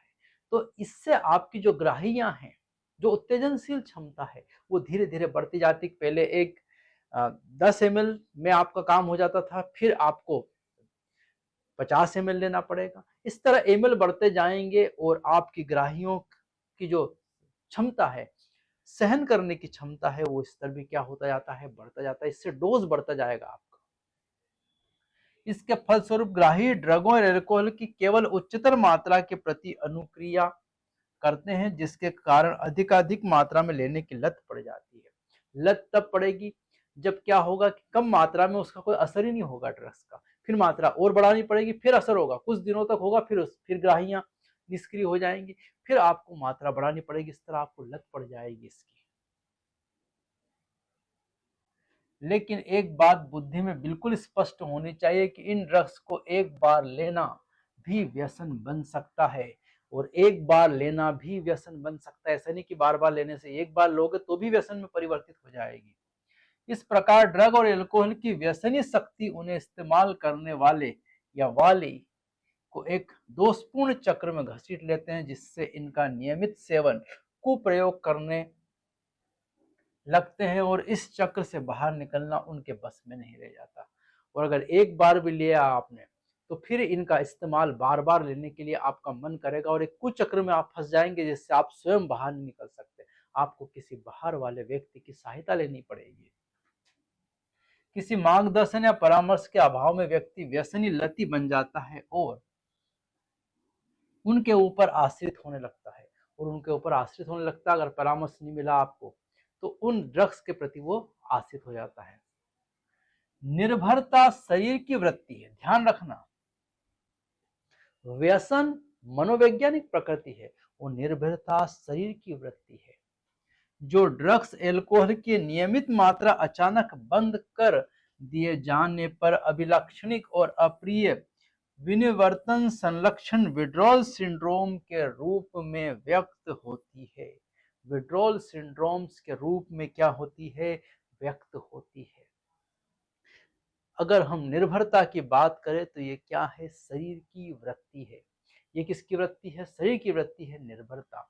और व्यसन मनोवैज्ञानिक प्रकृति है। दोनों में बहुत अंतर है, ध्यान रखना है। अगर हम निर्भरता की बात करें तो अगर व्यक्ति उस ड्रग्स का सेवन नहीं करता है तो उसका शरीर में कुछ लक्षण उभरते हैं, जिन्हें कहा जाता है विड्रॉल सिंड्रोम। ये विड्रॉल सिंड्रोम क्या क्या होते हैं आपके शरीर के रूप में? अभिलक्षण होते हैं चिंता होना, बहुत ज्यादा चिंता बढ़ेगी आपकी, कंपन हो जाएंगे, हाथ पैर कांपने लगेंगे आपके, मिचली और पसीना आना, मिचली आएगी, जी मचलाएगा और पसीना पसीना हो जाएगा। ये सब विड्रॉल सिंड्रोम है जिनको आपको ध्यान रखना है, जिससे ड्रग्स एल्कोहल का इस्तेमाल फिर से चालू कर दिए जाने पर छुटकारा मिल जाता है। और ये तभी बंद होंगे जब फिर से आपको ड्रग्स या एल्कोहल दिया जाए। कुछ मामले में विनिर्वर्तन संरक्षण गंभीर हो सकता है और जीवन के लिए खतरनाक भी तथा व्यक्ति की चिकित्सीय देखरेख की आवश्यकता पड़ सकती है। और ये जो विड्रॉल सिंड्रोम है कभी कभार इतने घातक हो जाते हैं कि व्यक्ति की मृत्यु भी हो जाती है। इसलिए इनका निरीक्षण बहुत आवश्यक है। निर्भरता के कारण रोगी अपनी आवश्यकताओं की पूर्ति के लिए पर्याप्त धन पाने के लिए तमाम सामाजिक मानदंडों को ताक पर रख देता है। और इन विड्रॉल सिंड्रोम से बचने के लिए व्यक्ति अगर वो ड्रग्स चाहिए या एल्कोहल चाहिए तो फिर समाज के सारे नियम तोड़ देता है।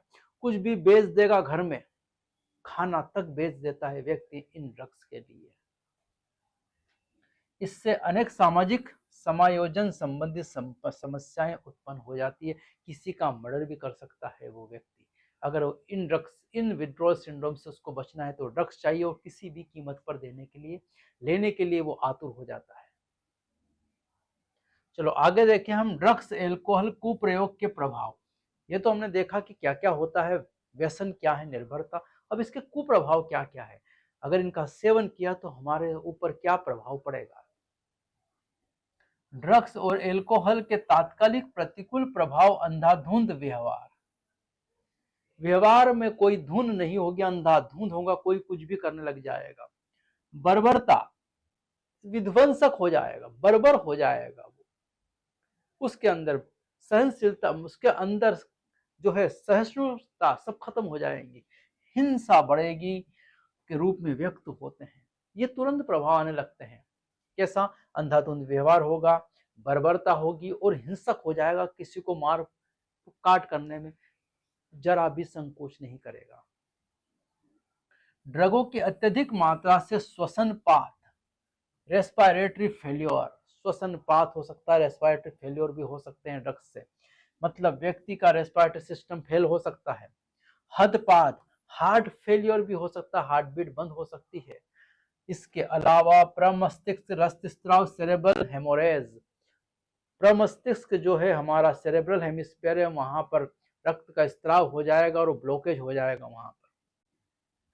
संपूर्ण कोमा या मृत्यु हो सकती है, व्यक्ति कोमा में भी जा सकता है और मृत्यु भी हो सकती है। सारे प्रभाव है इनके, कुप्रभाव है ड्रग्स और एल्कोहल के। ड्रगों का संयोजन या एल्कोहल के साथ उनके सेवन का आमतौर पर यह परिणाम अति मात्रा होती है। युवाओं में अति मात्रा के कारण ये सारे परिणाम होते हैं। युवाओं में ड्रग्स और एल्कोहल दुष्प्रयोग के सबसे सामान्य लक्षण, शैक्षिक क्षेत्र में प्रदर्शन में कमी। सबसे सामान्य लक्षण क्या क्या होंगे? शैक्षिक क्षेत्र में, शिक्षा के क्षेत्र में कमी आ जाएगी, उसका परफॉर्मेंस डाउन हो जाएगा।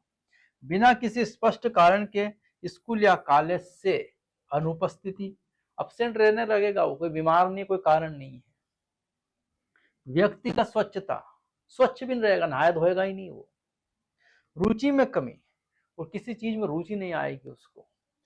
विनिर्वर्तन, विड्रॉल सिंड्रोम शो करेगा वो। एकाकीपन, अकेला रहना पसंद करेगा वो। अवसाद, डिप्रेशन में चला जाएगा वो। थकावट महसूस करेगा, थका थका हारा महसूस करेगा, एनर्जेटिक नहीं महसूस करेगा।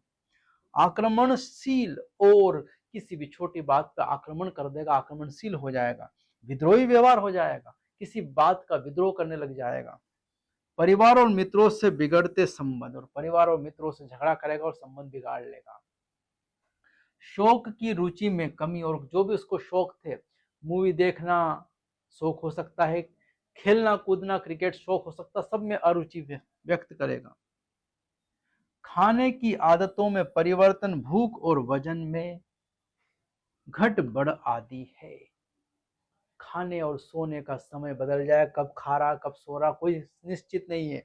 और साथ ही साथ उसके भूख में भी कम ज्यादा, वजन भी घट बढ़ सकता है उसका। भूख कभी लगेगी कभी लगेगी नहीं। ड्रग एल्कोहल के कुप्रयोग के दूरगामी परिणाम भी हो सकते हैं। ये तो तात्कालिक परिणाम है, दूरगामी परिणाम बहुत बाद में परिणाम आएंगे उसके। जैसे अगर कुप्रयोगकर्ता को ड्रग्स या एल्कोहल खरीदने के लिए पैसे नहीं मिले तो वह चोरी का सहारा ले सकता है, चोरी भी कर सकता है, मर्डर भी कर सकता है पैसों के लिए वो। प्रतिकूल प्रभाव केवल ड्रग एल्कोहल का सेवन करने वाले तक सीमित नहीं रहता है। कभी कभी ड्रग्स एल्कोहल आदि का अपने परिवार या मित्र आदि के लिए भी मानसिक और आर्थिक कष्ट का कारण बन सकता है। वो परिवार के सदस्य भी आर्थिक और मानसिक, क्योंकि उनसे परेशान हो जाएंगे उनकी हरकतों से, और साथ ही साथ आर्थिक नुकसान भी होगा क्योंकि वो पैसा भी खर्च कर रहा है। जो अंतःशिरा द्वारा सुई या सिरिंज से सीधे शिरा में इंजेक्ट ड्रग्स लेते हैं, जो इंजेक्शन से ड्रग्स लेते हैं, उनके लिए और भी घातक काम होगा। उनको एड्स और हेपेटाइटिस बी जैसे गंभीर संक्रामक होने की संभावनाएं भी क्या हो जाती है, बढ़ जाती है, क्योंकि सुई का साझा करने से मैं बता ही चुका हूं एड्स फैलता है। इन रोगों के विषाणु संक्रमित सुई और सिरिंज के साझा प्रयोग से एक व्यक्ति से दूसरे व्यक्ति में स्थानांतरित हो जाते हैं, और एक व्यक्ति से स्वस्थ व्यक्ति से मतलब बीमार व्यक्ति से स्वस्थ व्यक्ति में स्थानांतरित हो जाते हैं, ट्रांसफर हो जाते हैं वायरस। एड्स और हेपेटाइटिस बी दोनों ही संक्रामक हैं और चिरकारी संक्रामक है और अंततः घातक होते हैं। ये इतने आसानी से कोई सही होने वाली बीमारियां नहीं, चिरकारी संक्रामक है, लंबे समय तक चलने वाले हैं और घातक है। एड्स पति पत्नी द्वारा मैथुन के स्थानांतरित होता है। मैथुन के दौरान पति से पत्नी या पत्नी से पति में एड्स स्थानांतरित होता है। यकृत शोथ बी, हेपेटाइटिस बी संक्रमित रुधिर द्वारा स्थानांतरित होता है और यह ब्लड के ट्रांसफ्यूजन से हेपेटाइटिस बी ट्रांसफर होता है। किशोरावस्था के दौरान अल्कोहल के सेवन का दीर्घकालिक प्रभाव भी हो सकता है। इससे प्रौढ़ावस्था में बहुत अधिक पीने की लत लग सकती है और जैसे जैसे अगर किशोर अवस्था से अल्कोहल शुरू हुआ तो प्रौढ़ अवस्था तक आते आते युवा होते होते पीने की लत भी लग सकती है उसको। ड्रग्स और अल्कोहल के चिरकारी उपयोग से तंत्रिका तंत्र और यकृत को क्षति हो सकती है, लिवर सिरोसिस हो सकता है। ड्रग्स अल्कोहल का उपयोग से सीएनएस पर प्रभाव पड़ेगा, आदमी पागल जैसा व्यवहार करेगा और उसके लीवर पर भी प्रभाव आएगा। ऐसा भी ज्ञात है कि गर्भावस्था के दौरान ड्रग्स एवं अल्कोहल का उपयोग गर्भ पर प्रतिकूल प्रभाव डालता है। अगर गर्भवती महिला है और अल्कोहल का सेवन कर रही, क्या महिलाएं शराब पीती हैं, ड्रग्स लेती? बिल्कुल, भारत में कम लेकिन विदेशों में महिलाएं ज्यादा शराब और ड्रग्स लेती हैं और अगर गर्भवती है तो उसके शिशु पर भी प्रभाव पड़ेगा। ड्रग्स का एक और दुरुपयोग कुछ खिलाड़ियों द्वारा, अब खिलाड़ी की बात चल रही है, अपने प्रदर्शन को और बेहतर करने के लिए हो सकता है। खिलाड़ी भी अपना प्रदर्शन बेहतर करना चाहते हैं और इसके लिए वो ड्रग्स का उपयोग करते हैं। खेलों में स्वापक पीड़ाहार, नार्कोटिक एनाल्जेसिक, पहले ड्रग्स जो लेता है खिलाड़ी नार्कोटिक एनाल्जेसिक, उपापचयी स्टेरॉइड यह दूसरी ड्रग्स है, मूत्रल दवाओं ये तीसरी और कुछ हार्मोन्स ये चौथी। 4 चीजों का खिलाड़ी सेवन करता है अपने परफॉर्मेंस को बढ़ाने के लिए, नार्कोटिक्स, एनाल्जेसिक्स, उपापचय स्टेरॉइड, मूत्रल दवाओं और कुछ हार्मोन्स का उपयोग करता है। मांसपेशियों को शक्तिशाली बनाने और आक्रामकता को बढ़ाने और फलस्वरूप खेल प्रदर्शन के लिए करता है। अपने खेल का प्रदर्शन बढ़ाने के लिए ये सारी चीजें करता है। वो क्या क्या लेगा वो, तो इन सब का उपयोग करता है खिलाड़ी। तो क्या ये लेना अच्छी बात है? नहीं। महिलाओं में अगर महिला खिलाड़ी और इनका प्रयोग करती है 4 ड्रग्स का तो क्या क्या प्रभाव आते हैं देखते हैं। महिला और पुरुष दोनों में देखेंगे हम, पूछे बार बार ये प्रश्न। उपापचय स्टेरॉइड के सेवन के अनुपंसी प्रभावों में पुस्तंत्व, मस्कुलिनाइजेशन, नर जैसे लक्षण आने लगेंगे उसमें, यानी पुरुष जैसे लक्षण आएंगे। बड़ी आक्रामकता बढ़ जाएगी, तुरंत आक्रामक हो जाएगा, गुस्सा आ जाएगा। भाव दशा में उतार चढ़ाव, मूड स्विंग होगा, कभी तो मुस्कुराएगा, कभी गुस्सा हो जाएगा, कभी रोने लग जाएगा, उतार चढ़ाव आएगा। अवसाद, डिप्रेशन में जा सकता है व्यक्ति। असामान्य आर्तव चक्र, मेस्ट्रुअल साइकिल भी डिस्टर्ब हो जाएगा मादा में। मुंह और शरीर पर बालों की अत्यधिक मात्रा, मुंह और शरीर पर बाल मादा में होते नहीं है पर वो पुरुष जैसे आने लग जाएंगे। भक्षेप बढ़ जाना, और भक्षेप जो है क्लाइटोरिस उसका आकार भी बढ़ जाएगा और आवाज का गहरा होना शामिल है। और आवाज हम जानते हैं लड़कियों की आवाज पतली होती है लेकिन यहाँ आवाज भारी हो जाएगी, मर्दों जैसी आवाज हो जाएगी। पुरुषों में देखिए, महिलाओं में ड्रग्स का सेवन देख लिया, पुरुषों में मुहासे आएंगे, कील मुहासे होने लगेंगे, फुंसियां होने लगेंगी, बड़ी आक्रामकता तो बढ़ जाएगी। कॉमन सिम्टम्स भी पूछते कभी कभार, तो बड़ी आक्रामकता दोनों में है। भाव दशा में उतार चढ़ाव दोनों में है, अवसाद दोनों में है। वृषणों के आकार का घटना, और वृषण का आकार घट जाएगा, केवल मेल में होगा। शुक्राणु उत्पादन में कमी केवल मेल में होगा, नर में होगा। यकृत और वृक्क की संभावित दुष्क्रियता, डिसफंक्शनिंग, ये भी केवल किस में होगा, नर में। वक्ष स्तन का बढ़ना, ये भी केवल नर में। नर के स्तन बढ़ जाएंगे जबकि मादा के स्तन बढ़ते हैं, लेकिन यहाँ नर के स्तन बढ़ जाएंगे। समय पूर्व गंजापन, और समय से पहले गंजा हो जाएगा व्यक्ति। प्रोस्टेट ग्रंथि का बढ़ना शामिल है, और प्रोस्टेट ग्रंथि का आकार भी क्या हो जाएगा, बढ़ जाएगा। ये सारी चीजें यहाँ शामिल है।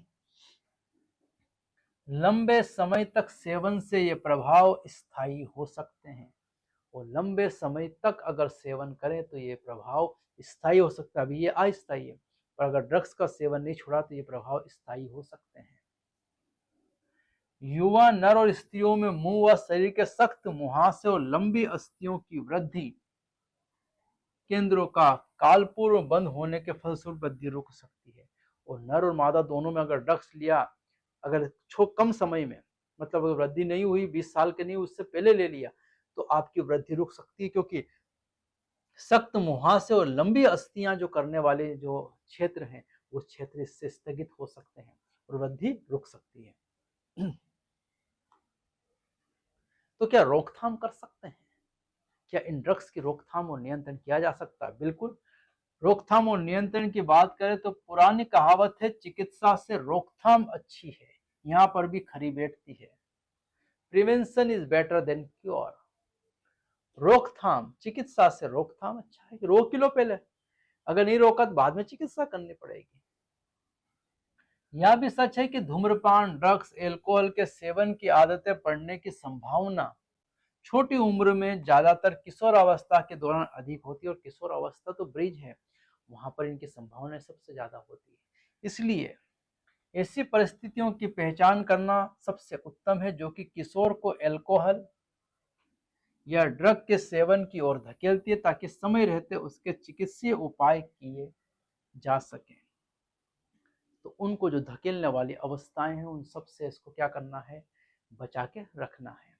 इस मामले में माता पिता और अध्यापकों का विशेष उत्तरदायित्व है। दो लोगों का विशेष उत्तरदायित्व है कि इन ड्रग्स के सेवन से रोके। एक तो टीचर, क्योंकि बच्चा टीचर के पास सबसे ज्यादा, और दूसरा माता पिता के पास सबसे ज्यादा रहता है, इनका दायित्व सबसे ज्यादा है।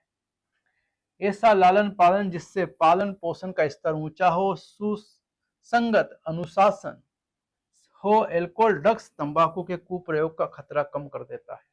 और अगर लालन पालन अच्छा हुआ है, अच्छे संस्कार दिए हैं, तो उनमें इन ड्रग्स के प्रभाव कम हो जाएंगे, क्योंकि उनकी तरफ झुकाव कम हो जाएगा। कुछ किशोरों में अल्कोहल और ड्रग्स के कुप्रयोग की रोकथाम और नियंत्रण के विशेष रूप से कारगर होते हैं। ये 4-5 कारण दिए हैं, ध्यान रखना।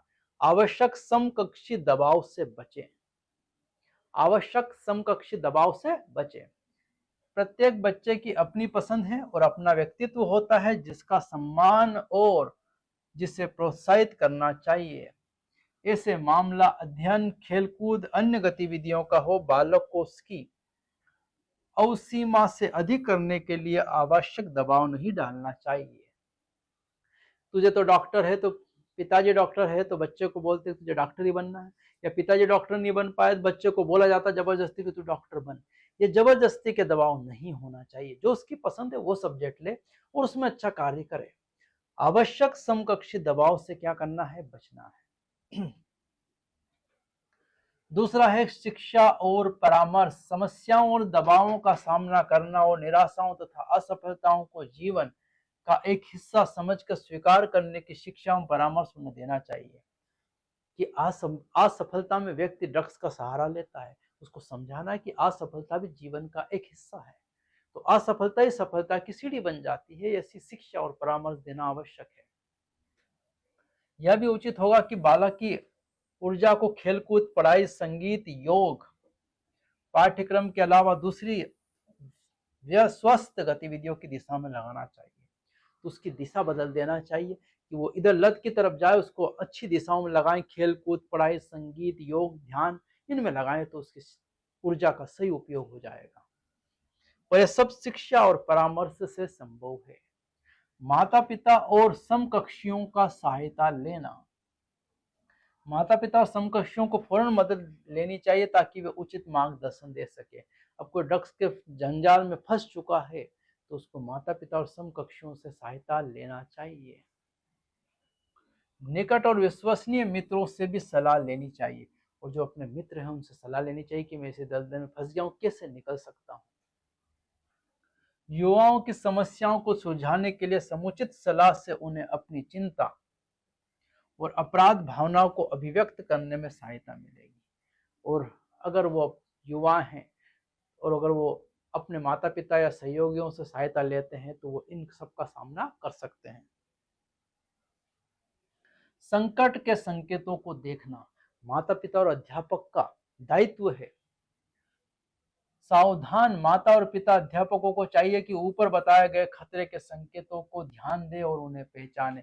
ये दोनों का दायित्व है कि वो खतरों को पहचाने संकट के कि ये बच्चा गड़बड़ कर रहा है, इसे रोकना है ड्रग्स के दलदल में फंसने से। मित्रों को भी चाहिए कि अगर वो परिचित को ड्रग्स और एल्कोहल लेते हुए देखे तो वे उस व्यक्ति के भले के लिए माता पिता या अध्यापक को बताने में झिझकाए नहीं, तुरंत बता दे ताकि उसका भला हो सके। इसके बाद बीमारी को पहचानने और उसके पीछे छुपे कारणों का पता लगाने के लिए भी उचित उपाय करने होंगे। तो बीमारी का पता लगाएं कि ये क्यों ड्रग्स का सेवन कर रहा है, क्या इसके साथ समस्या है, उसका उचित उपाय होना चाहिए। इससे समुचित चिकित्सीय उपाय आरंभ करने में सहायता मिलेगी। इससे उपाय करने में आरंभ करने में सहायता मिलेगी। व्यवसायिक और चिकित्सा सहायता लेना।